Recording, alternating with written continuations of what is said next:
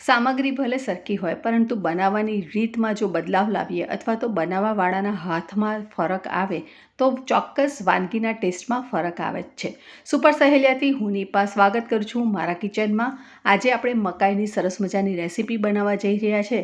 તો એના માટે મેં અહીંયા અમેરિકન મકાઈ લઈ લીધી છે, એને છોલી લીધી છે અને એના જે તાર હોય, તાતણા જે અંદર હોય છે તે બધા કાઢી લીધા છે અને એને હવે આપણે આ રીતે છીણીને તૈયાર કરી દેવાના છે.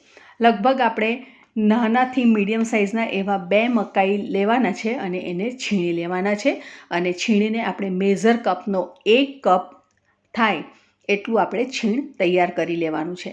અને હવે આપણે એને ટ્રાન્સફર કરી લીધું છે એક મિક્સિંગ બોલની અંદર. ત્યારબાદ આપણે એની અંદર ઉમેરી લઈશું કેપ્સિકમ, જે અહીંયા મેં 1/4 કપ લીધા છે. અહીંયા 1/2 કપ જેટલું આપણે છીણેલું ગાજરનું છીણ લેવાનું છે. તમે તમારા ચોઈસ પ્રમાણેના વેજીસ અંદર ઉમેરી શકો છો. ત્યારબાદ આપણે અહીંયા 1 ટેબલસ્પૂન જેટલું બારીક સુધારેલું આદું લેવાનું છે. 1 ટેબલસ્પૂન જેટલું આપણે બારીક સુધારેલું લસણ લેવાનું છે. તમે તમારા ટેસ્ટ પ્રમાણે પ્લસ માઇનસ કરી શકો છો અથવા તો લસણ ન ખાતા હોય તો સ્કીપ પણ કરી શકો છો. ત્યારબાદ અહીંયા મેં 3 લીલા મરચાં લીધા છે જે સ્વાદમાં એકદમ મોળા હતા અને એને પણ મેં બારીક સુધારીને લઈ લીધા છે. અને હવે આપણે એની અંદર મસાલા કરીશું, જેમ કે હળદર 1/2 ટીસ્પૂન, ધાણા જીરું 1/2 ટીસ્પૂન જેટલું લઈશું. અને ત્યારબાદ આપણે એની અંદર હિંગ ઉમેરીશું. લગભગ 5 ચમચી જેટલી હિંગ ઉમેરવાની છે. હિંગ ખાસ ઉમેરવી જેથી કરીને ડાયજેશન સરસ રીતે થઈ જાય. હવે આપણે એની અંદર ઉમેરી લઈશું તેલ, જે લગભગ આપણે 2 ટીસ્પૂન જેટલું લીધું છે અને તેલ ખાસ ઉમેરવું જેથી કરીને આપણી વાનગી જે છે એકદમ સરસ સોફ્ટ બનશે. અને હવે આપણે એની અંદર ઉમેરી લઈશું કોથમીર. અહીંયા મેં લગભગ 3 થી 4 ટેબલસ્પૂન જેટલા કોથમીર લીધા છે. તમે તમારી ચોઈસ પ્રમાણે લઈ શકો છો. અને હા, ખાસ મીઠું.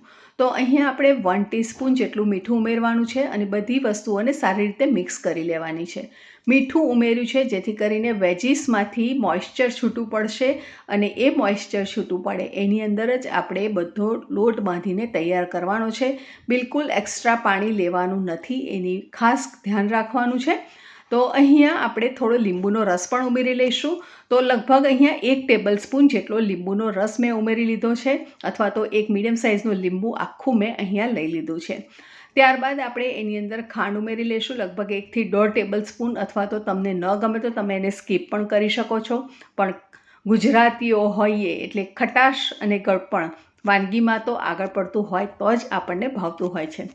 તો દરેક વસ્તુને આપણે સરસ રીતે મિક્સ કરી લીધી છે અને તમે જોઈ શકો છો કે મિશ્રણ સરસ ઢીલું થઈ ગયું છે. અને હવે આપણે એની અંદર ઉમેરી લઈએ સોજી અને ત્યારબાદ એની અંદર ઉમેરી લઈશું ઘઉંનો લોટ, જે આપણે રેગ્યુલર રોટલી બનાવવા માટે વાપરીએ છીએ એ જ ઘઉંનો લોટ લીધો છે. બધી વસ્તુઓને સરસ રીતે મિક્સ કરી લેવાની છે અને એનો ડો બાંધી દેવાનો છે.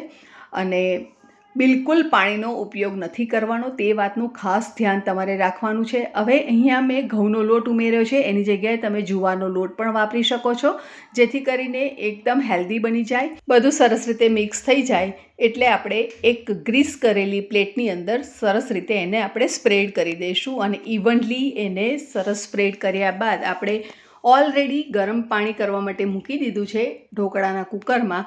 તો એની અંદર આપણે આ પ્લેટ મૂકી દઈશું અને લગભગ 15 થી 18 મિનિટ માટે આપણે એને મીડિયમ ટુ હાઈ ફ્લેમ ઉપર કૂક કરીશું અને ત્યારબાદ આપણે એને કાઢી લઈશું.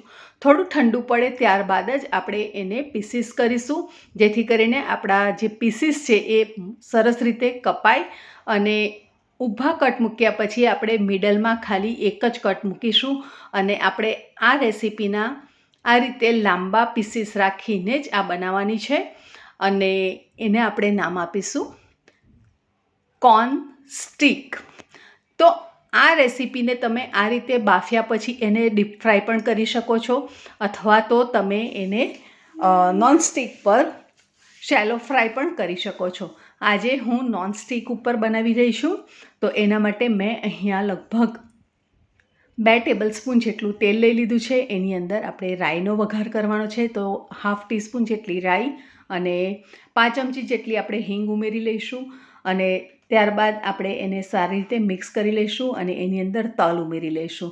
તો તલ અહીંયા લગભગ આપણે 1 ટેબલસ્પૂન જેટલા લઈ લીધા છે. અને તલ અને રાઈ ફૂટે તો એ બહુ જ ઉડતા હોય છે, તો એના માટે આપણે આ રીતે ઢાંકી દઈશું અને તલ સરસ રીતે લાલ થઈ જાય એટલે આપણે ઓપન કરી લઈશું. રાઈ પણ સરસ રીતે ફૂટી ગઈ છે અને હવે આપણે જે સ્ટિક્સ કટ કરીને રાખી છે એને આપણે આ રીતે તવી ઉપર સરસ રીતે તેલમાં મિક્સ કરી અને એને બધી સ્ટિક્સ આ રીતે મૂકી દેવાની રહેશે.